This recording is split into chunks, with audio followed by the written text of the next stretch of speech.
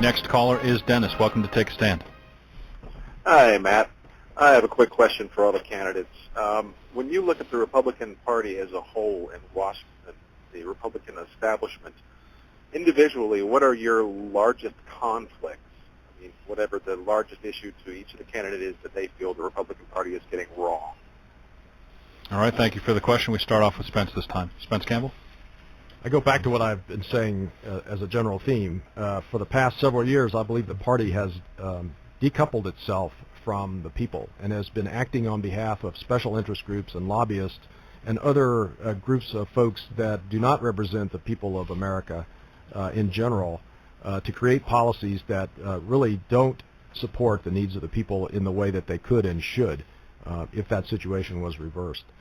So I think the parties, in essence, have been working for themselves, and our party would be a good example of that, and I think that's what happened. You know, the payback for that was 2006, and I think a lot of people have been wondering what to do about it. My solution to that is to work directly with the people, to go to Washington to serve the needs of the people, to be a servant leader of the people in the context of the Constitution's citizen legislator approach, and to come back and talk to the people continually about what's going on in Washington on their behalf and work to revise policies that take money out of our pockets.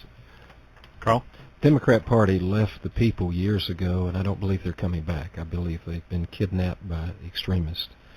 There's still hope for the Republican Party, but I believe they've left us as well, strictly by abandoning our principles. There was a terrible loss of opportunity in recent years where we could have turned around America by upholding those principles. Instead, we gave in to the same power attractions that the other party did and essentially duplicated their model. Instead of tax and spend, it was borrow and spend. I'm extremely disappointed in the model of self-service where people in my party have upheld the party, not the people, not the promises, not the principles. All right, John Armour? Dennis, you asked a very important question. I'll give you two very precise answers. One is in immigration, where at the national level in Congress, a lot of Republicans have sold out to businesses that want cheap labor and don't care how it got there. Of course, the Democrats have sold out for cheap votes and don't care whether they're legal. But the point is the Republicans have failed on that. Second clear issue is freedom of speech. Remember, it was John McCain who sponsored the bill, which unfortunately the Supreme Court approved 5-4, that said that groups of citizens cannot run a television or radio commercial within a certain number of days of election where they name the incumbent and say why they don't think the incumbent should stay in office. I could not imagine a clearer example of freedom of speech, and that was stomped on jointly by a Republican and a Democrat and by both houses of Congress. All right, we go to the phone lines again. Greg, welcome to Take a Stand. Glad to have you with us. Gentlemen, can I ask you to consider a problem that's near and dear to my heart? What was the news broadcast or the news report that went over prior to the previous break? More and more people are relying on cell phones as their only source of communications. As you may know, when the original telephone system was put in place, federal law mandated that all central stations had backup batteries to energize the system so people could call 911 if they needed to. The current cell phone system does not include backup power requirements of that nature. Could I implore you gentlemen to consider investigating this and potentially requiring the cell phone system to upgrade so that people could call 911 in the event of a power failure?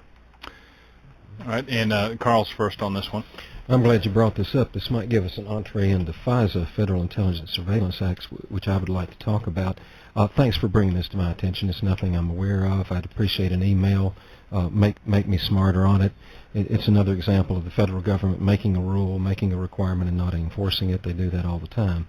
I have a very dramatically different, speaking of communication and wireless communication, I have a dramatically different position than the other two colleagues on FISA, Federal Intelligence Surveillance Act, specifically the effort to create retroactive immunity for telecoms. I think it's wrong. I think it sidesteps the Fourth Amendment of the Constitution. I think it's a decoy issue from the real issues. We need to get our intelligence agencies cooperating better. We need to set up a system where they can process and act on the information they have before we violate the rights of American citizens. If we want to ignore the Constitution, we can, but it will become irrelevant. I think we should amend it before we do that. Right, John? Greg, I do have some specific information on the question that you asked, because I had one of those cell phone companies, I won't name it because I threw them out of my house and told them to get lost or I'd kick them, but they wanted to put one of those towers near my house. And I know from having seen the design of it that they do have battery backup, so that if there is a failure of power, both the batteries and a generator attached to it go on. So my understanding is that the cell phones, as long as your phone works, the tower will hear it, and you can get your 911 call in there. All right, Spencer, do you want to comment on this? I really don't have a comment directly on the issue. All right, let's go to the next phone call then. Next up is Craig. Welcome to Take a Stand. Thank you for taking my call, Matt. Yes. Gentlemen, the Democrats, rather, the platform, one of the basic platforms of theirs is universal health care. Now, we know that ours is the most expensive in the world and 14th best of industrialized nations. Where are the Democrats being wrong on their universal health care? And both of them support it. And what would you do to correct it? All right, thank you. John, your turn first.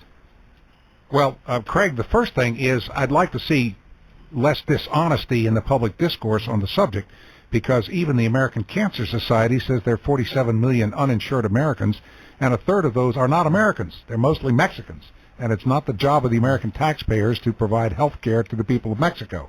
A second third of it is people who had insurance at one time at the beginning of the year, changed jobs, but by the end of the year had insurance. So the problem is much smaller than people claim it is.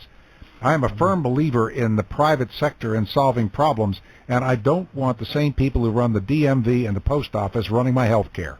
All right, and we're up on a break, and we'll give Spence and Carl a chance to respond to this as well, and still get some more of your phone calls on the issue. Okay. Healthcare is one of those policy areas that epitomizes the difference between the Republican Party and the Democrats. The Democrats want universal health care, which means the government would provide everybody in America their health care policy. If you like the government and what it does, that's a great thing for Democrats.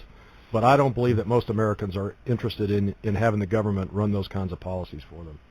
For me, health care needs to be a public-private partnership based on Republican principles primarily, principles of competition, and a few other things that need to be revised that have ruined the health care system as we know it, if your goal is to provide all Americans health care, which I think the goal should be for the government.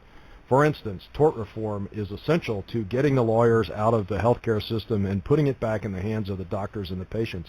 Government mandates at every level that drive up insurance costs because they require procedures to be provided that don't have any relevance to the patient in many cases. Just the general government policy with respect to health care that has let it become a policy system that doesn't provide for health care for all Americans, and I think that is the first priority for revision of the health care policy. Carl? Today in America we have a hybrid healthcare system that's a combination of, or has a mixture of socialism and free enterprise components to it. We need to make up our mind which direction we're headed in. I don't think socialism, the failed models of socialism, are the right way to go. We need to stop illegal aliens and other abusers from bleeding our resources. Deregulation is necessary. We had more physicians per capita at the turn of the last century than we have now. We're over-regulating the profession. As far as I'm concerned, a lot of our health care we ought to be able to get at Walmart. Government should properly fund the programs they have and quit shifting the cost to the private sector. They create programs, don't fund them, and then we have to, hospitals and other places have to pull from the private sector. That's not fair. I believe we ought to give tax breaks for people to buy their own policy versus putting big government in charge of our health care. Perfect example of that is Social Security Disability at the district office. They have a backlog of 6,000 people waiting to get on disability, and they can't process them. That's how the federal government handles problems. I don't want them running my family's health care or yours. All right, let's go to the phone line.